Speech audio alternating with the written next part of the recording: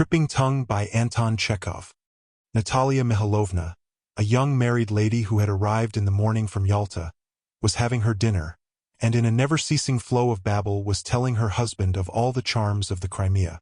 Her husband, delighted, gazed tenderly at her enthusiastic face, listened, and from time to time put in a question. "But they say living is dreadfully expensive there?" he asked, among other things. "Well, what shall I say? To my thinking, this talk of its being so expensive is exaggerated, hubby. The devil is not as black as he is painted. Yulia Petrovna and I, for instance, had very decent and comfortable rooms for 20 rubles a day.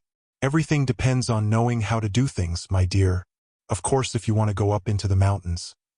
To Aie Petri, for instance. If you take a horse, a guide, then of course it does come to something. It's awful what it comes to. But, Vasichka, the mountains there.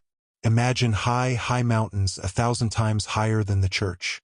At the top, mist, mist, mist. At the bottom, enormous stones, stones, stones. And pines. Ah, I can't bear to think of it. By the way, I read about those Tatar guides there, in some magazine while you were away. Such abominable stories. Tell me, is there really anything out of the way about them?" Natalia Mihailovna made a little disdainful grimace and shook her head. "Just ordinary Tatars, nothing special," she said, "though indeed I only had a glimpse of them in the distance. They were pointed out to me, but I did not take much notice of them. You know, hubby, I always had a prejudice against all such Circassians, Greeks, Moors. They are said to be terrible Don Juans.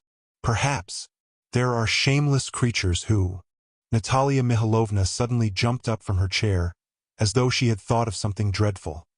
For half a minute she looked with frightened eyes at her husband and said, accentuating each word, "Vasichka, I say, the immoral women there are in the world. Ah, how immoral! And it's not as though they were working-class or middle-class people, but aristocratic ladies, priding themselves on their bon ton. It was simply awful. I could not believe my own eyes. I shall remember it as long as I live. To think that people can forget themselves to such a point as— Ach Vasichka, I don't like to speak of it. Take my companion, Yulia Petrovna, for example. Such a good husband, 2 children. She moves in a decent circle, always poses as a saint, and all at once, would you believe it? Only, hubby, of course this is entre nous. Give me your word of honor you won't tell a soul. What next? Of course I won't tell. Honor bright? Mind now. I trust you."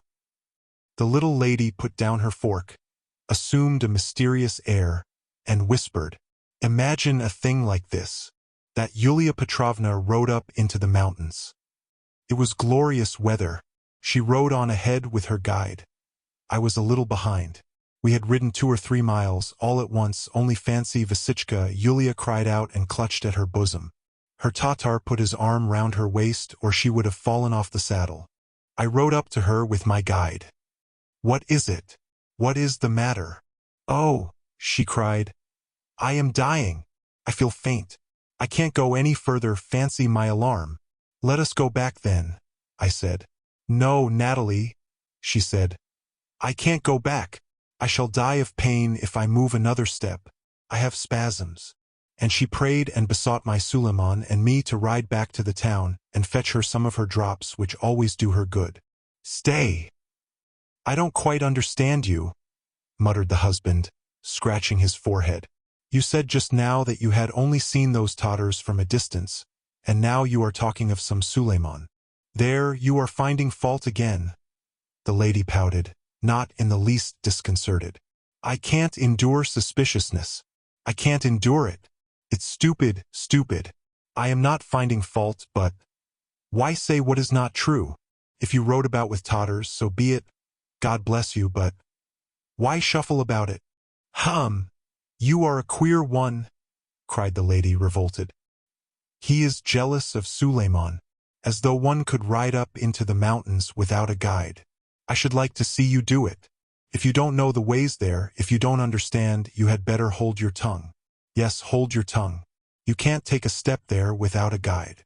"So it seems. None of your silly grins, if you please. I am not a Yulia. I don't justify her, but though I don't pose as a saint, I don't forget myself to that degree. My Suleiman never overstepped the limits. No, Mehmetkel used to be sitting at Yulia's all day long.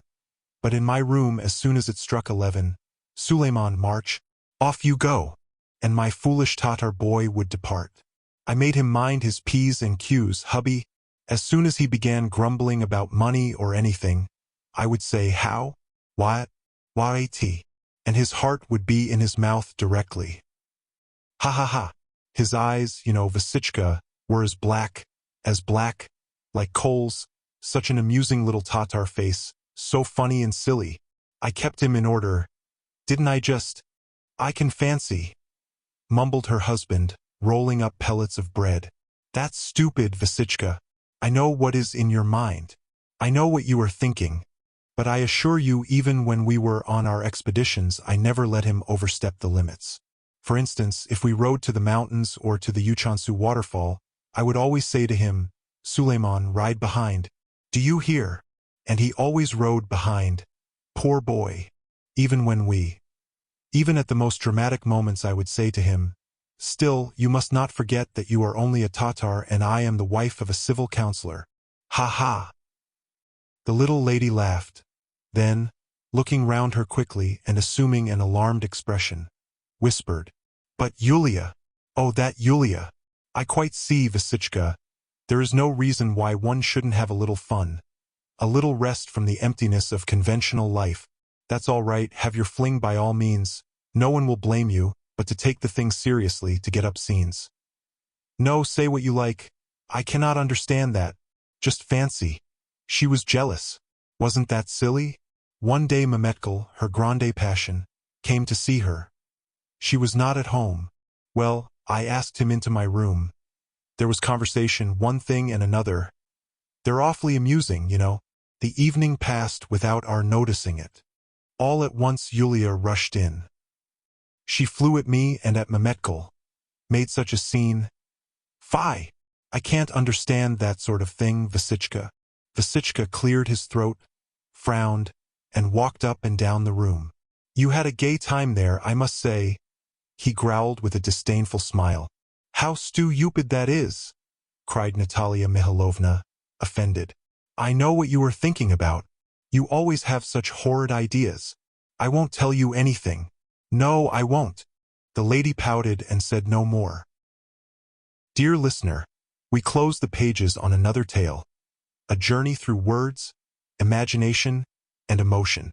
Here at the Falls Audiobook, where stories flow like a river's current, carrying you to distant worlds and uncharted depths. We thank you for joining us.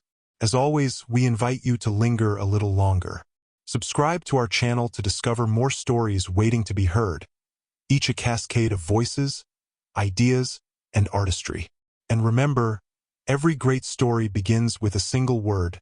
Perhaps the next one will begin with you.